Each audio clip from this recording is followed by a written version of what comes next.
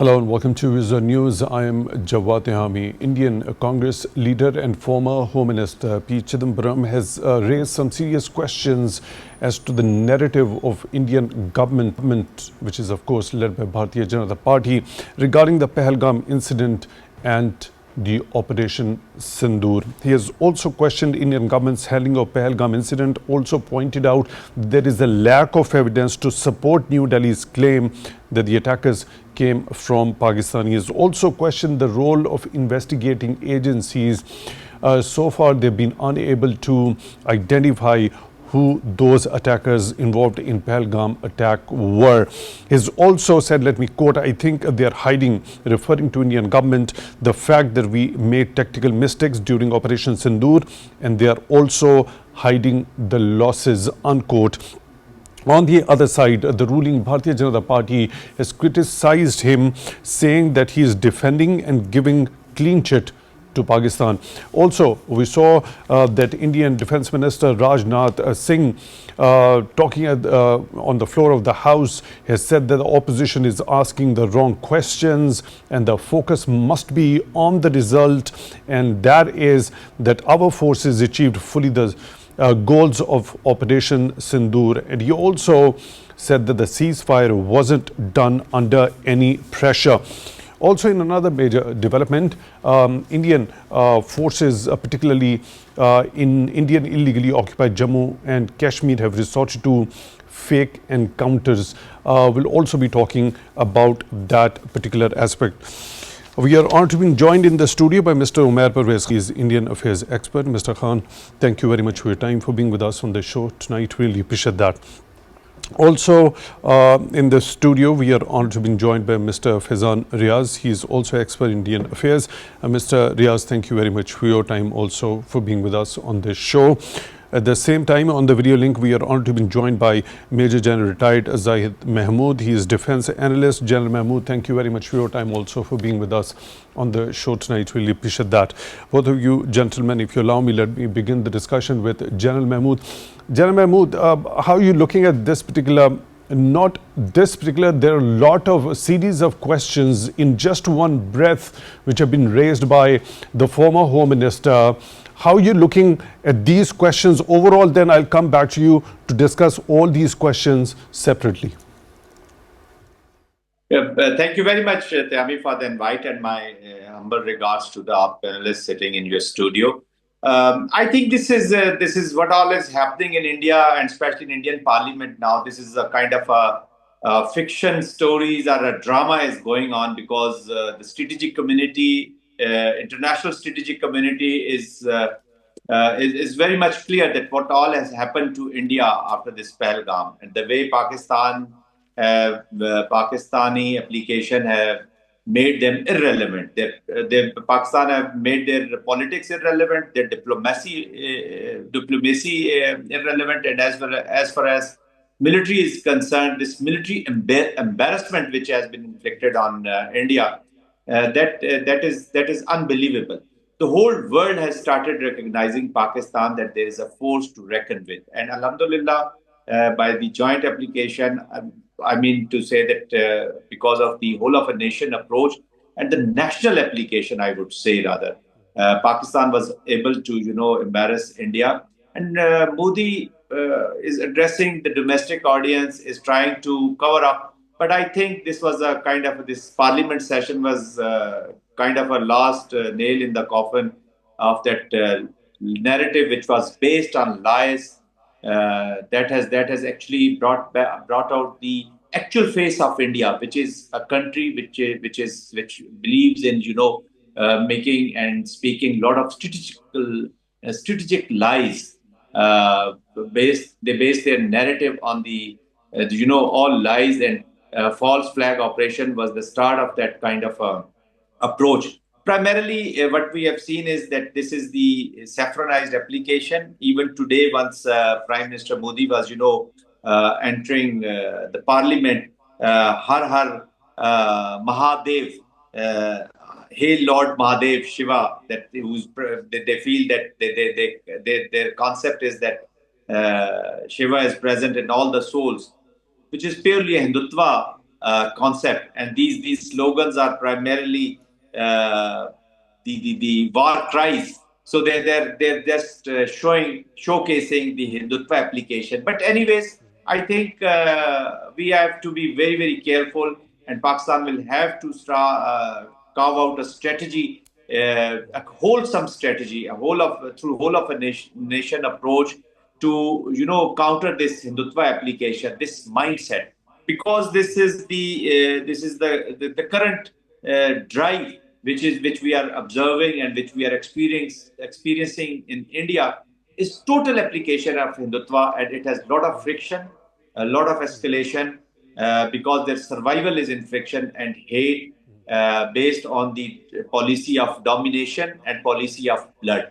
I think Modi has failed tremendously, and today the way he was hitting Mr. Nehru, I think that speaks of his frustration, and he's just dramatizing the things, and probably has been rejected by all segments of the politics inside India, and international community has already rejected. That's why there are questions of India being isolated as far as their diplomacy is concerned. Questions about the military capabilities, we are very well known, and question about their response and the way they approached United States of America for the ceasefire, because they knew it that their air force is no more available to them in the war, and more embarrassment will come. But they are capable of whatever they are showcasing. They're capable of that, and they have been doing it for a long period. It's not only Modi; we have observed it during Vajpayee's time also. Once the Operation Pahalgam was launched, that the way their Brajesh Mishra was probably the security advisor, the way he approached the Bush administration at that time, and that is also written in the Condoleezza Rice book. Also, she has mentioned how the Indians, they start off with the escalation, and then how they run to United States of America for de-escalation and ceasefire. Their escalation and running to the United States of America for de-escalation. Now, Rajnath Singh, the defense minister, has also once again said that ceasefire, it wasn't done under any sort of a pressure. How would you like to comment on that? Look, I'm privy to Indian approach. They not only approached United States of America, they approached Pakistan also, although through the military channels and through other channels also. And Dole was, desperate to de-escalate. And that they themselves are admitting. They have been saying that once we attacked 8-9 places, worship places in Pakistan, which they claim as the terrorist hub, just after that, they contacted the DGMO and said that we have engaged these places, and now there should be a de-escalation, because they had the fear that Pakistan will respond. And today, even Modi has, confirmed, and he is admitted that there was a message from the Vice President of United States of America that Pakistan is now going to retaliate, and that retaliation will be very heavy on you. And that shows the will of Pakistan. So these are, all false lies. They can fool people now through their Godi media, the way they're doing the critique on this Congress, and the way they were doing critique on Nehru, who was a champion of a secular India. So that clearly indicates that India has completed the journey from secularization of India to the saffronization of India. So it is no more India; it's a Bharat. Now this is a Bharat with which we will have to deal with. General Mahmood, one related question to this particular, when they say that the ceasefire wasn't done under any pressure, also you refer to that very conversation that Pakistan is going to retaliate. Now, that also made them to go towards that particular and agreeing to a ceasefire. Now, what is their goal, ultimate goal, when they keep on denying this particular fact that it was not the US mediation that ultimately led to that ceasefire between Pakistan and India? Why are they shying away from accepting? What's harm in accepting that the mediation of the United States of America actually led to that particular ceasefire between the two? Is it only for the domestic consumption, for the local voters at home, or has it got any sort of an international dimension at the same time? And if there is any sort of an international dimension they are trying to address with denying of this particular fact that there was mediation done by the US, don't you think this can have a serious adverse impact as far as the Indian and US bilateral relationship are concerned? It is bit of both. It is they are also trying to cover up as far as the international application is concerned, because for over a period of time they have been portraying to the international community that look, we are a power to reckon with, and we are a power in this region which can scuttle the progress of your lead competitor, that is China. So I'm referring to their role as a so-called net security provider or a watchdog in Indo-Pacific strategy. Now, after this Pahalgam, these 48 hours of this 4-day battle with Pakistan, that has really, shown the true face of India, what they are, what their capabilities are, and especially of their military. So they're trying to cover up on that we are still, we can still be a watchdog, though they have proved themselves as a not a pedigree, but kind of a stray dog.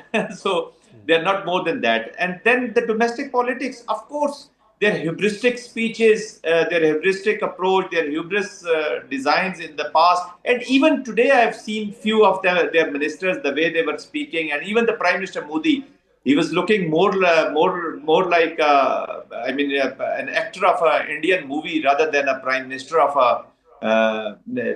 a state. So he was dramatizing things, and the way he was hitting their previous leaders and all that, especially the politics of Congress, that reflects that he's trying to cover up with these dialogues and dramas, and he's still trying to fool those domestic audience who are already impacted by the Godi media. So they unfortunately, this India has become a strategically confused country. And one thing which has been, which I observed personally, is that primarily it is just this terrorism was just a kind of a smoke screen. Behind smoke screen, two important things they've already done. They wanted to create an environment, and they want to achieve some political objectives about the legitimate Kashmir movement, and then the Indus Water Treaty. Probably Indus Water Treaty was the number one objective that they are trying to implement. Now it depends on Pakistan. That Pakistan has already declared it as a national vital interest, and for national vital interest, Pakistan will use all available means at the disposal of the state to protect our national vital interests. So probably these two were the lead political objectives of this Pahalgam drama. And with this Mahadev now in operations, they want to get rid of this further discussion on this Sindoor, because this Sindoor has brought them so much of embarrassment. This has become a kind of a, kind of a real face of a, everybody is talking about this Sindoor. This Sindoor has brought so much of embarrassment for this terrorist that nobody can afford before elections in any country. Right, I'll come back to you with another very important aspect. I want your take regarding that as well. Mr. The questions P. Chidambaram has raised regarding as to the role of investigating agencies, primarily they've been unable to identify the attackers of that Pahalgam incident. Also other questions as to Indian authorities hiding the losses, as well as the kind of information that has been coming in bits and pieces from different officials of the Indian authorities, as well as the kind of handling of the Pahalgam incident overall by the Indian authorities. To which Defence Minister Rajnath Singh says that the opposition is asking the wrong questions. At the same time, they're also criticizing him of speaking in the language of Pakistan. Is it only the language of Pakistan he is speaking, or is it actually the factual thing that he is actually putting forth before his own public? Thank you very much for inviting me to this very crucial, important program as well. And also welcome to my senior panelists. Now, as far as you have talked about the Rajnath Singh's statements that he has been, it's not nothing new that we are seeing. It's the pattern of the xenophobic and the Islamophobic narrative that has been initiated by, the Modi, after the Modi came into power in 2014 specifically, and very precisely said by our former panelist as well that the Hindutva mindset that has been institutionalized into the media, into the other institutions, including the saffronization of the foreign policy as well, this has brought the embarrassment to the not only to the Indian state but also to the Indian nation. And as far as the language of the Pakistan is concerned, I would say that you must be recalling that there are 27 occasions when the most powerful man, apparently the US President Donald Trump specifically talked about Pakistan-India conflict, and he has given very clear indications that what happened in that conflict, and he has with other political commentators as well, I would like to quote many of them, like an Australian commentator Julian Rugen, who he wrote in his recent article about the loss, about the acknowledgement of the loss of the French, Rafale by the French intelligence. And similarly, there were also the media reports, the international media reports, the Guardian wrote about it, the other credible BBC and other sources have been writing about this, that what actually happened in the 4 days conflict. And it is very evident that what Pakistan has been talking about, Pakistan has been talking about it has took a very rational approach in this particular case. Overall continuation of its foreign policy when it comes to the cooperation about the inquiry of the Pahalgam attack, for that matter, or to have that to have that inquiry sent to a neutral organization, for that matter. But India has been stubborn, and one thing is very important that I tell you, that is that the facts are being distorted by the India. This is now very much clear to the nation of the India as well. And one of the MPs in the recent session also said that fine, we do not say that, we do not speak the language of Pakistan, we do not say that our Rafales were being shot down, but I would just request the PM Modi that he should be just having a parade of 35 Rafales that we possessed before the May conflict, so that we could send a message to the world that it's not the Rafales that are not shot down, and the narrative that Pakistan is trying to create, or for that matter the responsible people or the individuals are talking about, it is all fake.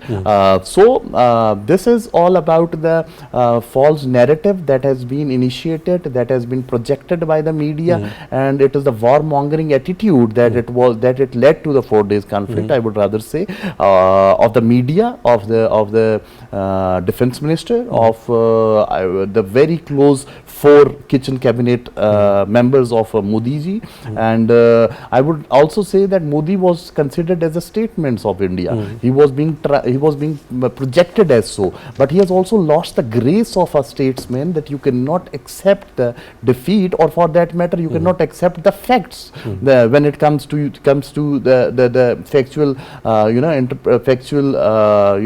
the history of any kind of incident. So our statements should be coming into the front, and he should be saying that okay, fine, we have been going through this, we have lost this, we have achieved this, and it's all open to my public, and let public decide. But I think so he has also lost that grace that actually which the few of the leaders or the few of the media were trying to project. Mr. Faizan, Riaz, as far as this has been mentioned by Mr. Khan as well, the Intel knows for a fact that Pakistan offered a credible, neutral and a transparent investigation to Pahalgam incident right after India started pointing fingers towards Pakistan. India had been stubborn throughout, and to date they haven't agreed or accepted that particular offer. Now, former Home Minister Mr. Chidambaram now talks about the role of the investigating agencies, also questioning as to where those attackers are, those terrorist attackers are. Let me quote, why have you not referring to the National Investigation Agency? Why have you not apprehended them or even identified them? I mean, if there were any terrorists involved from Pakistani side and Indians had any sort of credible evidence to that particular thing, they would have not hidden this particular fact or the identification of those terrorists. What's your understanding regarding that? Yeah, first of all, thank you very much for having me. And yes, absolutely, I totally agree that Pakistan, when this incident happened, and India leveled allegation against Pakistan without providing any shred of evidence. Pakistan not only condemned the incident, but Pakistan also said that we are open for investigation of it. And if you don't want us to be a party of it, then we can go after the international and independent investigation against it. So let it be. But the kind of regime that is in power in India, they didn't accept this, and they just revoked the IWT or held it in suspension, and they didn't coordinate with Pakistan. So now this ex-Home Minister Chidambaram, he raised some important questions in front of the BJP government. He not only raised important questions, in fact, he rejected their claims that the attackers were from the Pakistani region. Rather, he was of the view that they can be the homegrown people. So where are they? When you are saying that they were from Pakistan, they crossed the 200 kilometers, passage, and they conducted the incident and they went back. Why didn't you apprehend them? Where are they? Why didn't you identify them till now? Where are the investigations agencies? What are they doing? So of course he is raising such questions like the security lapses and the intelligence failures. So he raised some important questions, but I mean, there are two different things now as far as your take is concerned. Now, the homegrown terrorists, okay, if they're homegrown terrorists, the question of intelligence failure or any sort of a loophole goes out of question. Am I correct in understanding that? Because if they are being used, if they are homegrown terrorists, they are being used in a certain particular way to actually malign Pakistan, right? So in that sort of a scenario, the failure of the intelligence wouldn't come into question. India wants to give the picture that these Indian illegally occupied Kashmir is a very peaceful place. It is just Pakistan who is sending these terrorists. If it is portrayed that they are the homegrown people, then it would be hard for India to convince the world that Kashmir is peaceful and there is no genuine grievance of the people. In fact, there is opposite, that the people they are having their own self-determination struggle against the Indian occupation in Kashmir. And it reminds me of the fact that if you can recall what happened in Balakot 2019, the then governor Satyapal Malik, he gave the interview in which said that there were surely intelligence lapses, and he was shot by Amit Shah and by Ajit Doval and even the Prime Minister Modi to keep mum and do not question about the intelligence failure or the security lapses. Let me rephrase that. The point which I am trying to understand here is, what my understanding is, that if they are homegrown terrorists, right, they would be used by Indian authorities for their own wishes and whims, right? So rather than, you've rightly pointed out to that very starting revelation by Satyapal Malik, former governor of IIOJK, regarding that Pulwama incident, right? So the intelligence failures, the intelligence agencies or any law enforcement agencies present over there would definitely be involved in that entire plan. So rather than understanding it through the lens of that phenomenon of intelligence failure, shouldn't we be understanding this entire equation from the lens of the homegrown terrorists have been utilized by the Indian authorities to gain a sinister, to first of all formulate a sinister design and then gain something out of it, and at the end of the day pointing fingers towards Pakistan to malign it internationally, and that entire equation falls in the ambit of the false flag operation. And there is a long pattern of that. Yeah, I absolutely agree that they're the homegrown terrorists and they use them and then they carried out the false flag operation. That's where there are the intelligence information, disinformation is there. It is not clear cut what they are trying to say, just because for the past few years they have been trying to isolate Pakistan diplomatically. So they were just of the view that since Pakistan is struggling economically, so this is the right time to carry out such attacks, because Pakistan also did very well against the terror funding. Pakistan came out of the FATF list. But since India wants to become the hegemon, so first they wanted to keep Pakistan under the check so that afterwards they can go towards China. So what hit them very harshly, that they were hit hard by the Pakistani military, and then they had to they didn't gain any diplomatic international support. The Shashi Tharoor led delegation, they didn't receive any kind of sympathy for the so-called being the terrorist victim and blaming Pakistan or labeling Pakistan as a so-called state sponsor of terrorism without providing a shred of evidence. Give me your understanding regarding those two major factors that actually led to that very diplomatic victory for Pakistan, and Indians with their very presumption perhaps they would be able to sell that particular narrative all across the world after they malign Pakistan internationally by pointing fingers towards Pakistan without any shred of evidence that you already mentioned. So now Pakistan also sent out delegations across the world. Pakistan's stance had got the solid concrete truth and the facts, and they were presented before the world. On the other side, the Indian delegation, which was of course led by Shashi Tharoor, and who was caught into a controversy of how he actually addressed President Donald Trump during this particular entire episode. So their narrative was not based on truth or was not based on facts. First number. The second, the world already was aware as to what Indian sinister designs were, because Indian intelligence agency had been caught red-handed for its assassination and assassination attempts on the Western soils at the same time. Do you think which out of these two factors actually played the most pivotal role as far as Pakistan's success on the diplomatic front is concerned, or do you think both the factors at that particular point in time were at play? In my point of view, both of the factors were significant and they played their role respectively. First of all, Pakistan categorically saying that we are open for the investigation. If they provide any kind of evidence, if they have any kind of strong evidence that Pakistan is involved, Pakistan would be happy to go after them, number one. And number two, there is on history of India, the recent extraterritorial and extrajudicial killings taking place not only in Pakistan but also taking place in Canada in the form of killing of Harjit Singh Nijjar. So the world knew that how India is behaving in the world, and plus there are allegations from the Five Eyes in which India, there are countries from US, UK, New Zealand, Australia, they leveled allegations against Indian authorities, the way they are behaving, the way they are supporting the terrorist networks, carrying out extraterritorial and extrajudicial killings there. So when the delegation went, the Indian-led delegation by the Shashi Tharoor, it went to the West, they didn't embrace their narrative. Simply had they had any kind of evidence, they would have accepted their assertion. So from that particular point onwards, there's been a diplomatic victory for Pakistan, right? Because of these two factors simultaneously at play.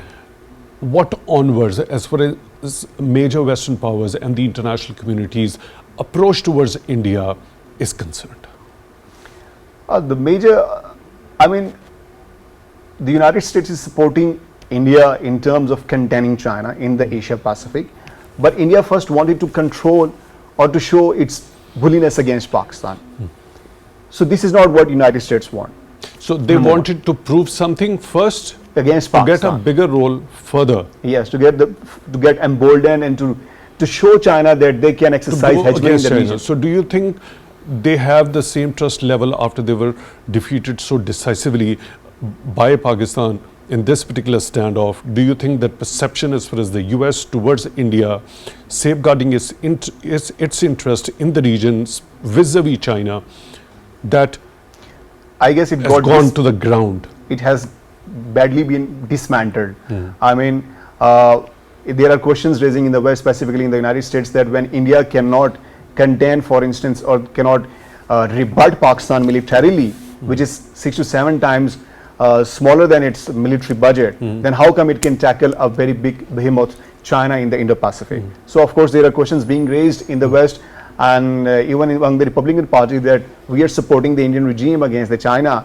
but they came out totally incompetent. They came out losing 5 jets in the air battle against the adversary, which is of quite which stance is quite low.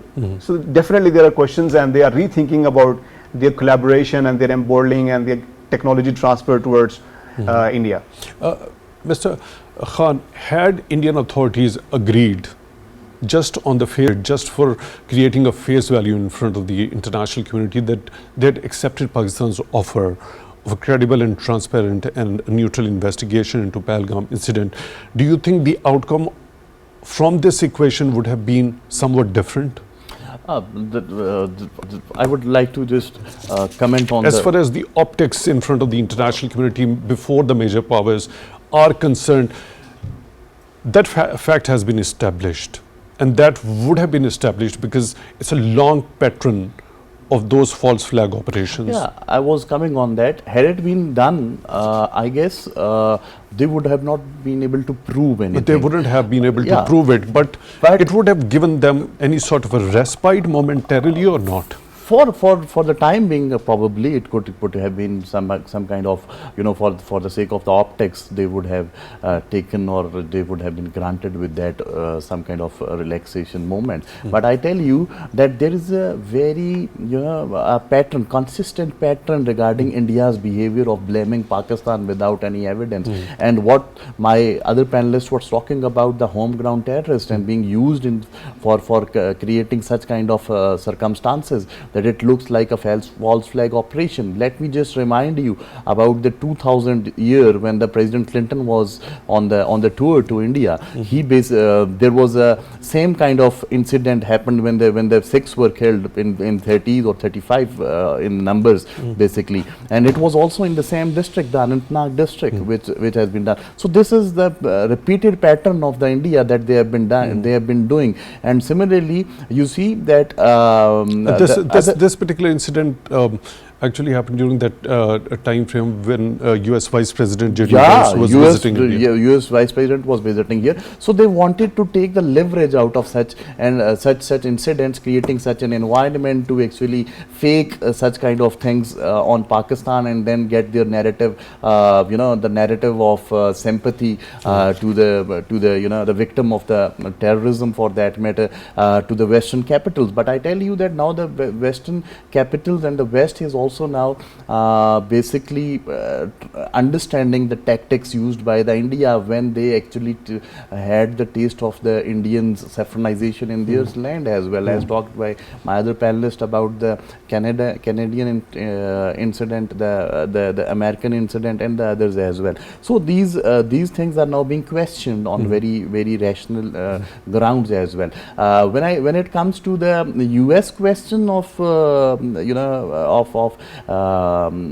trusting India to that level, I think so that test has its level has gone down due to 3 to 4 factors. One of the most important factors that you have also mentioned is about the not able to give the proper answer to the adversary, the Pakistan, for that matter, according to them, militarily, because they were being pumped with the weapons, with the other technology as well by the US against China, but they were unable to actually prove their mental in this 4 days conflict. Second thing, the de-democratization of the India domestically.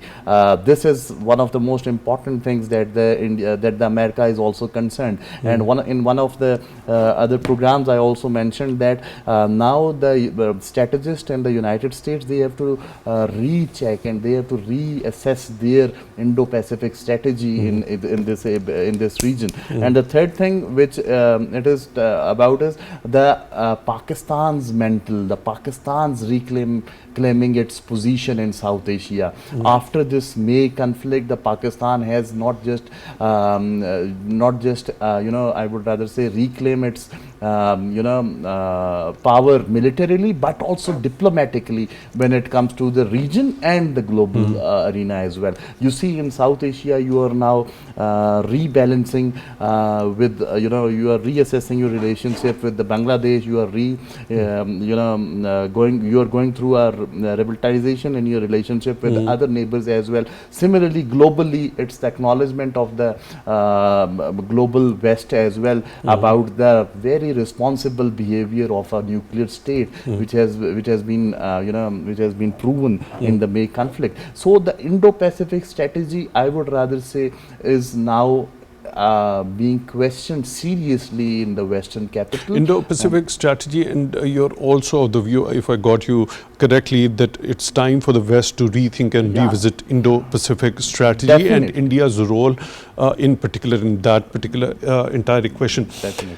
Now, as far as you already mentioned that Pakistan reclaiming its position in the Committee of Nations, particularly in the region in South Asia, and the kind of rebalancing of the relations as far as Bangladesh is concerned, and the regime change that happened over there as well, and the kind of shocks, in fact, that Indians got out of that entire equation. Now, Rajnath Singh claims that he wants his opposition, the countrymen, to focus on the results of Operation Sindoor, which he claims that our forces achieved fully the goals of the Operation Sindoor. I just want your understanding what makes him claim that, and he's also asking the opposition that why are they not asking, they're just asking us, the Indian government, that how many Indian planes were downed. They're not at the same time asking that how many Pakistani planes were downed. What sort of a question and what sort of mindset is at play in this particular entire thing that he's saying, that they're asking the wrong questions and the focus should be on the results, which is that we achieved our goals and objectives? How come? It's the technique of the Rajnath Singh and the defense minister and all the cabinet of the Modi ji and Modi himself that try to actually divert the actual questions and just try to make a false narrative against with this whole thing, and they have been doing this since long as well.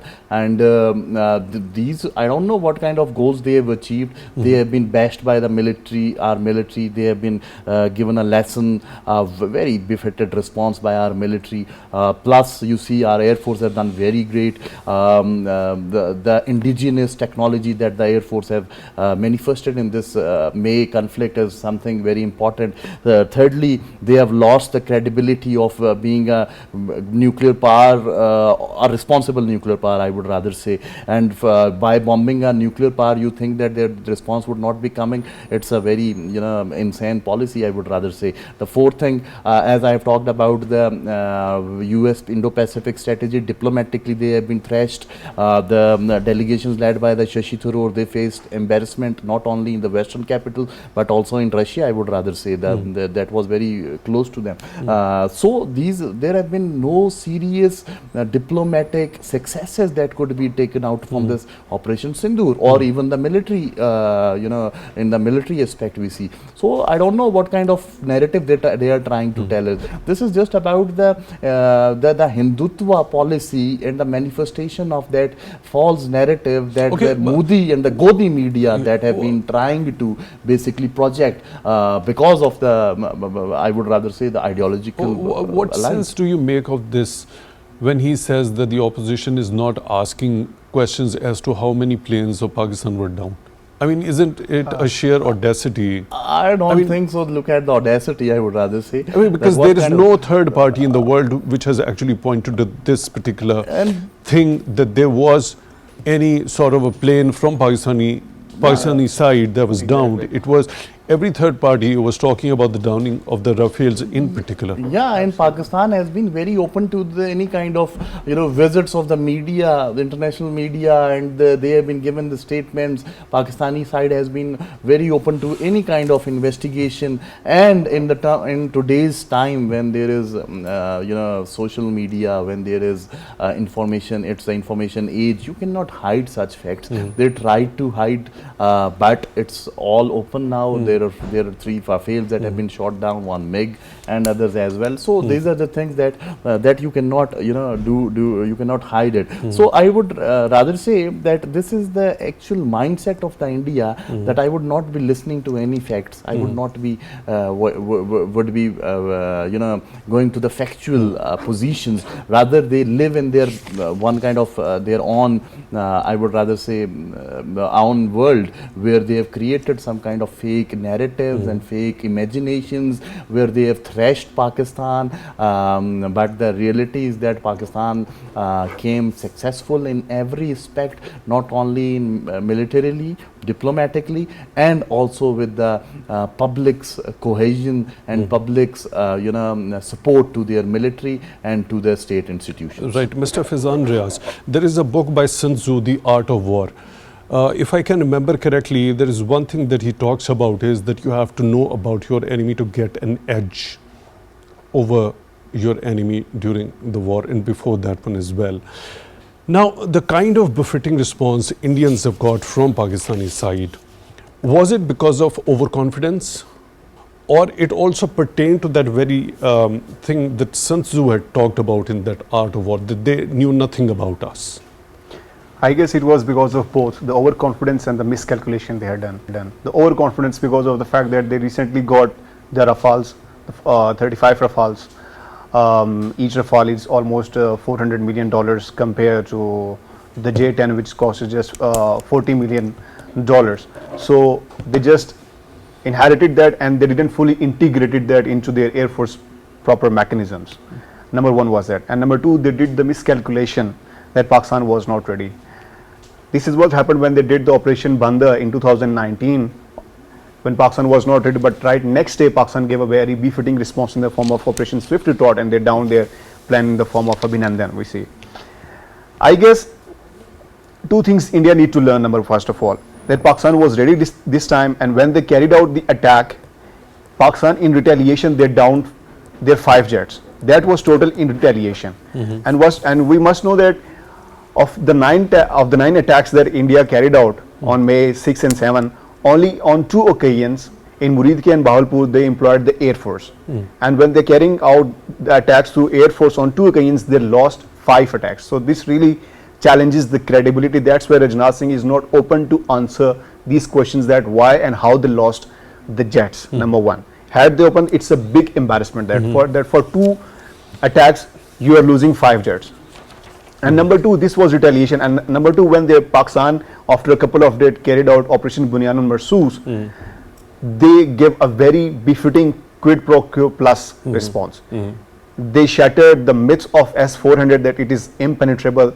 They destroyed our J-17 Thunder. They destroyed the S-400 batteries, and it just broke the air defense, due to which India said that it was a strategic blunder from their side. The CDS calling it was a strategic blunder from their side, and then they came out, they did some ramifications. So it was both overconfidence in the form of acquisition of Rafales and the miscalculation that Pakistan was not ready, Pakistan is economically weak. So that kind of thing. So very quick question, your very brief answer to that particular thing. Why does India shy away from accepting the role of mediation of the US in this particular ceasefire? Is there anything wrong with the mediation process itself, or why it is becoming so hard for the Indian authorities to digest this particular phenomenon and to accept it in front of their own domestic audience? Because India doesn't want to get equated with Pakistan. India says that India claims that it's a big power, it's a big country, it's a big economy, its